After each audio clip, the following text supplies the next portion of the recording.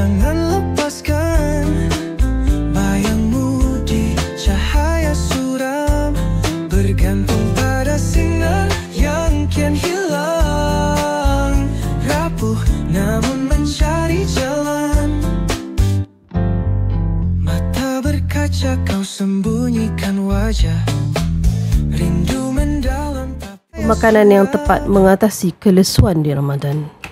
Cik Farhan, saya nampak Cik lemah je hari ni. Ya, memang. Cik okey, tak apa. Saya minta doktor periksa tanpa Cik bertunggu, okey? Doktor. Masuk. Cik Farhan okey ke ni? Nampak macam penat je jalan tadi pun. Lesu nampaknya. Tak tahulah doktor. 2-3 hari bulan puasa ni memang okey. Tapi hari ni saya memang lemah. Saya makan sahur tadi, doktor cakap suruh makan bagus-bagus. Buka semalam pun okey. Tapi hari ni flat. Tak tahu kenapa. Oh ya ke? Boleh tak saya nak tahu tadi waktu sahur Cik Farhan makan apa? Pagi tadi ya. Sahur tadi saya makan donat 3 biji. Teh tarik 1 gelas besar. Saya dah selalu boleh katakan tiap-tiap sahur saya makan macam tu. Sedap sangat tu Cik Farhan makan. Makan donat dengan juga teh tarik. Dua-dua ni dia sangat tinggi dengan gula dan juga dengan karbohidrat. Jadi dia berikan tenaga tapi sekejap je. Lepas tu tenaga tu dah turun. Untuk dapatkan kita punya sahur yang berkualiti, kita perlukan sahur yang tinggi dengan protein seperti telur kan. Dan juga oat tu adalah pilihan yang bagus. Tak apa. Kita ada jadual pemakanan. Nanti saya boleh berikan kepada Cik Farhan. Adakah benar puasa menyebabkan gastrik semakin teruk? Cik Farhan, saya akan prescribe satu remedi yang akan bantu Cik Farhan supaya tak cepat letih. Sebab remedi ni akan betulkan balik cara badan guna tenaga. Okey, bagus. Saya nak tahu doktor. Yang ubat kasih ni, adakah dia menggantikan makanan? Taklah, dia bukan makanan. Dia cuma penawar. Tapi dia betulkan cara badan kita proses makanan tu. Jadi maknanya kalau apa yang kita makan tu tak adalah cepat sangat kita rasa penat, letih dan sebagainya. Tapi Cik Farhan kena ingat ya, yang Dr. Aimi ada cerita tu kan, kena makan lebih protein dan fiber. Bukan setakat karbohidrat sahaja. Okey? Okey, ini Encik remedi, untuk remedi ya. Macam biasa, satu sebelum sahur dan selepas berbuka lah. Apa-apa boleh kontak kami. Itu saja. Terima kasih. Sementara itu, puasa di kelas Dr. Su. Okey, cucu-cucu Nani. Nani nak tanya ni. Ni bulan puasa kan? Semua puasa tak? Ya, sir. Nani doktor. Bagus, cucu Nani semua puasa. Tapi Nani nak pesan lah ni kan. Mama Nani nak pesan. Untuk dapat puasa yang bagus dan puasa yang tak penat, kita nombor satu, bila dah berbuka tu kita kena minum air continue, minum sikit.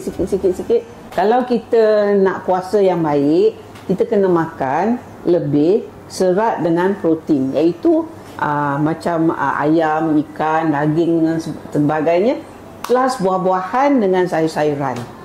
Itu akan mengandungi serat dengan protein yang banyak, barulah puasa kita bertahan sampai petang. Okey? Nani doktor, kenapa kita budak-budak kena puasa? Penatlah. Budak-budak tak payah puasa. Sebab apa? Tak wajib. Tapi kalau kita nak puasa, baguslah sebab latihan. Lagipun kan, anak-anak kalau puasa, dia sendiri akan seronok masa buka. Dan ni doktor, Aidin makan roti dengan jam masa sahur. Kenapa Aidin penat kat sekolah? Dia masalah Aidin makan processed food. Sebab jam tu processed food, roti pun processed food. Jadi processed food ni dia memang akan cepat metabolize. Jadi bila cepat metabolize tu, cepatlah hilang dia punya energi. Kalau Aidin nak bagi tahan puasa, macam Mami Nani cakap awal-awal tadi, kena ambil benda protein dengan fiber, iaitu kenalah makan macam ayam ke, daging ke, ikan ke. Lepas tu kena makan buah dengan sayur. Barulah boleh tahan puasa sampai petang, tak penat. Ni doktor, Lily suka makan sweet. Boleh tak makan banyak-banyak sweet dekat puasa ni? Lily tahu tak kenapa Lily suka makan sweet? Itu petanda yang Lily sebenarnya tak cukup zat dengan tak cukup protein. So, kalau Lily nak elak daripada ketagih ataupun nak sangat banyak sweet, Lily memang kena makan benda protein. Daging, lauk, sayur, semua kena makan. Satu lagi Lily, kalau Lily nak sweet, memang patutlah kita bila kita puasa, bila kita buka puasa, memang kita akan nak benda sweet. Ambillah sweet yang bagus ya, yang bukan gula. Sebab gula ni processed food kan.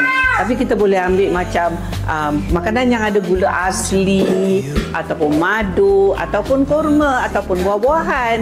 Tahu tak Lily? Okey, jadi maknanya sekarang ni Lily kena tukar, ambil benda mana tapi benda mana yang asli, dan juga Lily kena pastikan masa buka kena makan lauk. Maknanya daging ke, ayam ke, ikan. Okey? Tadi doktor Afwan main waktu malam. Waktu puasa rasa penat. Okeylah. Apa nak main game ya? Dia kalau nak main game tu janganlah sampai lewat malam.